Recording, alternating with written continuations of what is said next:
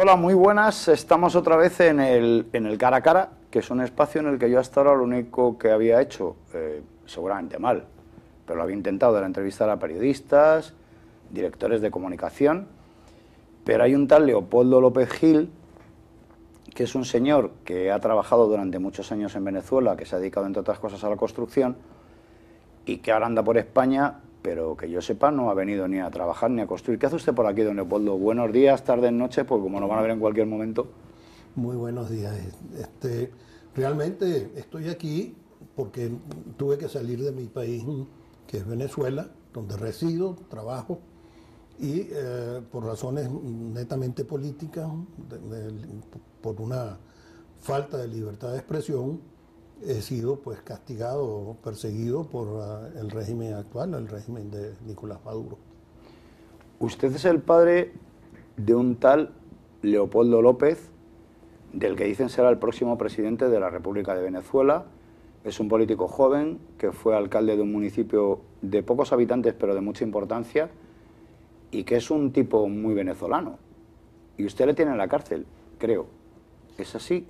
Sí, él fue un alcalde muy exitoso, al punto tal que fue electo por primera vez con 56% de los votos, pero cuando fue a reelección, que se le permitía una reelección, ganó con 82% de los votos. Él, después del año 2008, intentó ir a la candidatura de la alcaldía metropolitana de Caracas con un sondeo de opinión, o varios sondeos de opinión, que le daban un mínimo de 70% de intención de voto, era prácticamente un candidato seguro, pero el régimen, para impedir pues, que le ganase a sus propios candidatos, le inhabilitó políticamente. Él llevó este caso a la Corte Interamericana de Derechos Humanos y pues en el enfrentamiento con el gobierno del Estado venezolano le ganó y le ordenaron restituirle todos sus derechos políticos, cosa que el gobierno no hizo y le mantuvo inhabilitado. En el año 2014, él acompañó a los estudiantes en una manifestación del Día de la Juventud ante el Ministerio Público, ante la Fiscalía General de la República, para protestar en contra de unas detenciones injustas que habían hecho a 4 estudiantes, 2 en la isla de Margarita y 2 en el estado Táchira, Mérida. A partir de ahí, él se convirtió en una piedra en el zapato para el gobierno, puesto que en esa manifestación, luego de él retirarse y mandar a retirar pues, a la manifestación, un agente de la policía, de hecho un guardaespaldas del ministro del Interior, le disparó a la manifestación y mató a 2 personas. Asesinó a uno que era un personaje pro gobierno, miembro de una organización civil que se llaman colectivos, que trabajaban como brazos armados para el gobierno, y el otro fue un joven que vio y podía atestiguar perfectamente quién era el que había asesinado a esta persona. Entonces le dispararon inmediatamente y lo mataron también. Leopoldo estaba ya en su oficina y antes de 2 horas de haber sucedido estos asesinatos, el presidente de la Asamblea, Diosdado Cabello, ya estaba acusando por televisión a Leopoldo y responsabilizando a Leopoldo de estos asesinatos. Esa misma noche le dieron una orden de captura a la policía y Leopoldo pues, se escondió y luego se entregó 6 días después, el día 18 de febrero del 2014, y desde entonces está preso. Y esto de estar preso en Venezuela por una cuestión claramente política, porque evidentemente Leopoldo no disparó a nadie y está clarísimo que tampoco provocó esos disparos. ¿Se puede soportar el tener a una persona inocente en la cárcel a sabiendas de que lo es? Bueno, el extremo ha llegado al que uno de los 2 fiscales que le acusó luego se fue de Venezuela y estando en los Estados Unidos declaró públicamente que todo el caso de Leopoldo había sido un montaje, que nunca hubo pruebas para acusarle realmente y que la sentencia es una farsa, pues una sentencia de casi 14 años que realmente no está basada en nada.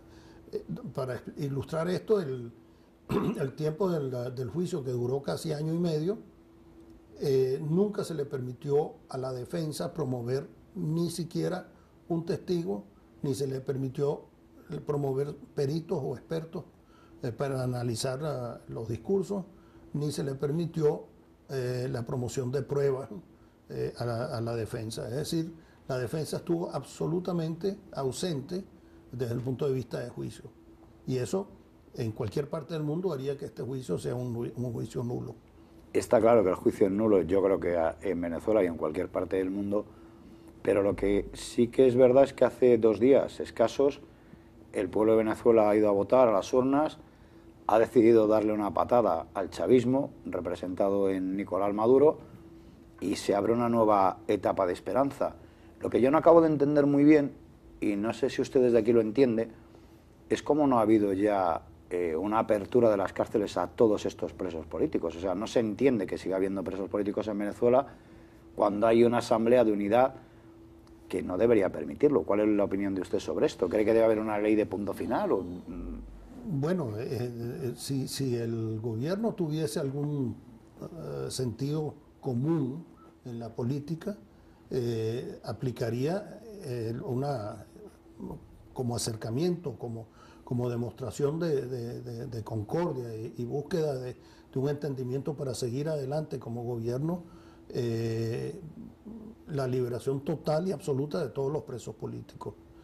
De hecho, bueno, ya no tiene por qué estar preso porque ya tampoco son enemigos ni adversarios.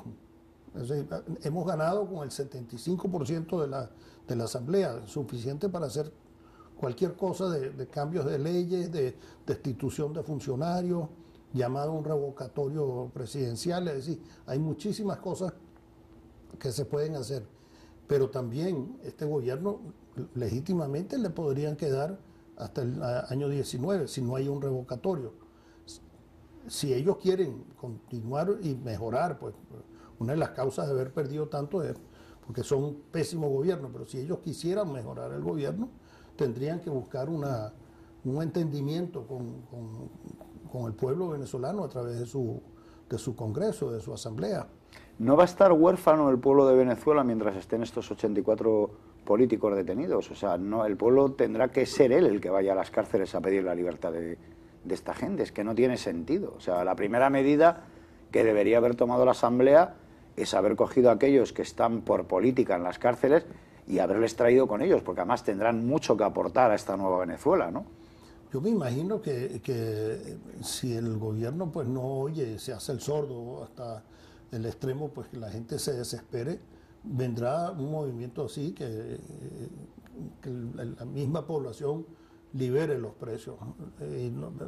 Yo supongo que esto no es deseable, puesto que a la larga ese tipo de manifestaciones puede traer consecuencias difíciles, ¿no? O sea, quisiéramos que todo este proceso de cambio de Venezuela hacia un nuevo rumbo se pueda llevar democráticamente y civilizadamente. La única llave que puede abrir o no abrir esa puerta la tiene el gobierno. Si el gobierno se comporta pues de una forma autocrática, a pesar de haber visto en las urnas que la gente les está rechazando, porque si esto hubiese sido una votación de tipo plebiscitario, pues obviamente el gobierno estaría fuera. Está claro. Nosotros superamos en el voto general, esto era un voto parlamentario, pero si se sumasen todos los votos de unos 17, 18 millones de votantes, superamos en 2 millones de habitantes, de votantes, perdón. Por lo tanto, es claro que muchísimo más de la mitad de Venezuela no está dispuesta a continuar con este gobierno.